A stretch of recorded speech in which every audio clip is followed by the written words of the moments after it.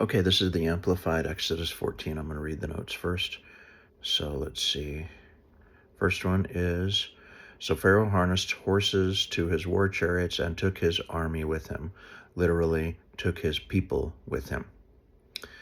Okay, and the next one is, and all the other war chariots of Egypt with fighting charioteers over all of them. And it says, or perhaps 3-man teams. So that would mean, and all the other war chariots of Egypt with 3-man teams over all of them. Okay, next one is the angel of God. Okay, that just says see, Genesis 16:7. That's just a note. I won't go look at that. Okay, the next one is seashore. It says, and Israel saw the Egyptians dead on the seashore. And it says literally, it is, and Israel saw the Egyptians dead on the lip of the sea. Oh, that's interesting. Okay, that's all. So here it is, Exodus 14 in the Amplified. Now the Lord spoke to Moses, saying, tell the sons of Israel to turn back and camp in front of Pi Hahiroth, between Migdol and the sea. You shall camp in front of Baal Zephon, opposite it, by the sea. For Pharaoh will say of the Israelites, they are wandering aimlessly in the land. The wilderness has shut them in. I will harden, make stubborn, defiant Pharaoh's heart, so that he will pursue them, and I will be glorified and honored through Pharaoh and all his army. And the Egyptians shall know without any doubt and acknowledge that I am the Lord. And they did so. When the king of Egypt was told that the people had fled, Pharaoh and his servants had a change of heart toward the people.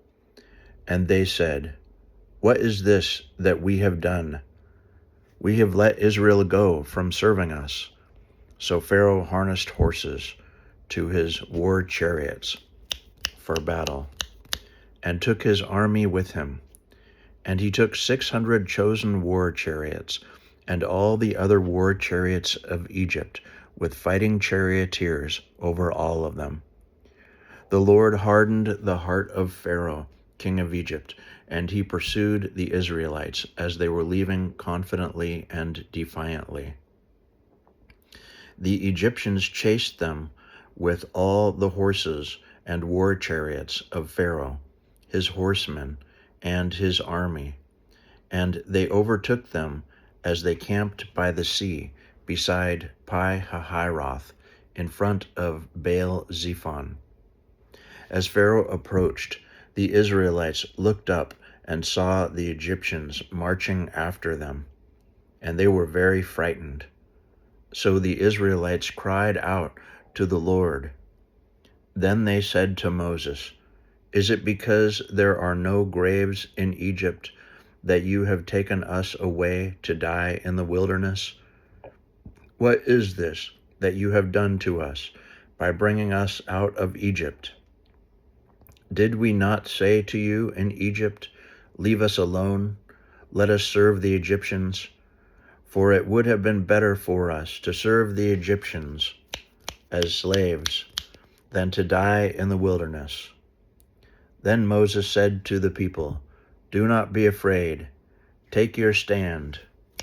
Be firm and confident and undismayed, and see the salvation of the Lord, which he will accomplish for you today. For those Egyptians whom you have seen today, you will never see again. The Lord will fight for you, while you only need to keep silent and remain calm. The Lord said to Moses, why do you cry to me?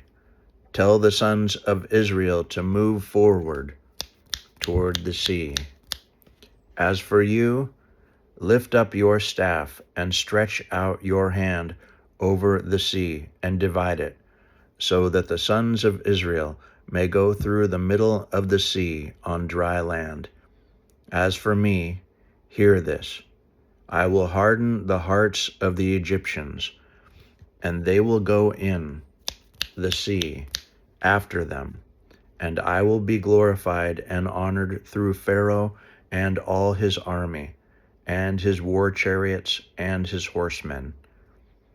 And the Egyptians shall know without any doubt and acknowledge that I am the Lord, when I am glorified and honored through Pharaoh, through his war chariots and his charioteers.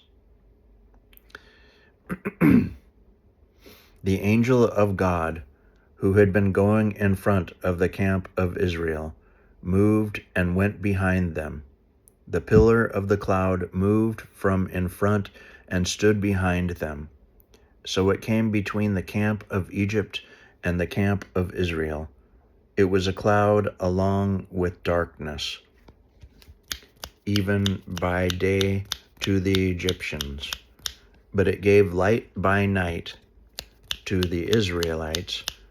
So one army did not come near the other all night.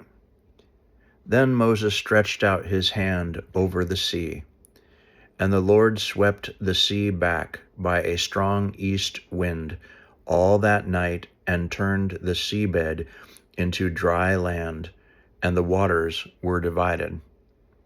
The Israelites went into the middle of the sea on dry land, and the waters formed a wall to them on their right hand and on their left. Then the Egyptians pursued them into the middle of the sea, even all Pharaoh's horses, his war chariots, and his charioteers. So it happened at the early morning watch, before dawn, that the Lord looked down on the army of the Egyptians through the pillar of fire and cloud, and put them in a state of confusion. He made their chariot wheels hard to turn, and the chariots difficult to drive. So the Egyptians said, "Let us flee from Israel, for the Lord is fighting for them against the Egyptians." Then the Lord said to Moses, "Stretch out your hand over the sea, so that the waters may come back over the Egyptians, on their war chariots and their charioteers." So Moses stretched out his hand over the sea, and the sea returned to its normal flow at sunrise, and the Egyptians retreated right into it, being met by the returning water. So the Lord overthrew the Egyptians and tossed them into the midst of the sea. The waters returned and covered the chariots and the charioteers and all the army of Pharaoh that had gone into the sea after them. Not even one of them survived.